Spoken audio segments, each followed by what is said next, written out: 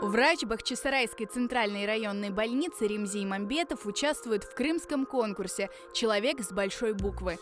Конкурс проводится впервые с целью привлечь внимание к реальным героям, которые совершают подвиги каждый день. Ремзи Ринатович как раз такой человек, совмещающий в больнице сразу несколько должностей.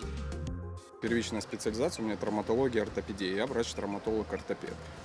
С недавнего времени я также работаю и врачом-рентгенологом, и врачом ультразвуковой диагностики сердца. Это в данный момент одно из самых востребованных и сложных диагностических исследований. Ремзи Ринатович помогает людям каждый день. Регулярно с его помощью выздоравливают десятки пациентов. Стать врачом – его детская мечта. С детства была такая мечта, причем, наверное, с лет 6-7, не знаю почему, но какое-то желание именно внутреннее помогать людям, потому что какое-то, может быть, имелось чувство сострадания, какого-то соболезнования.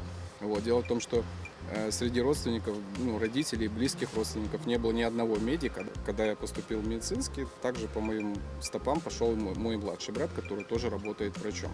С недавнего времени Ремзи Имамбетов также трудится в ковидном госпитале, развернутом на базе Бахчисарайской больницы.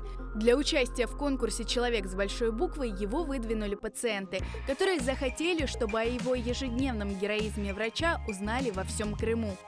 В конкурсе я узнал, сколько у нас прекрасных людей, разных профессий, которые совершают реальные подвиги, достойные поступки, которые действительно заслуживают уважения. И поэтому выступать уже в конкурсе, быть просто участником и быть участником среди этих людей, это уже для меня большая гордость. В конкурсе принимают участие 90 человек. Из них 20, набравшие наибольшее количество голосов, пройдут в финал. Голосование продлится до 13 сентября. Уже в конце года определят победителя, который получит звание «Человек года». Проголосовать за Ремзи Имамбетова можно на сайте конкурса, указав свой номер телефона и отправив код подтверждения.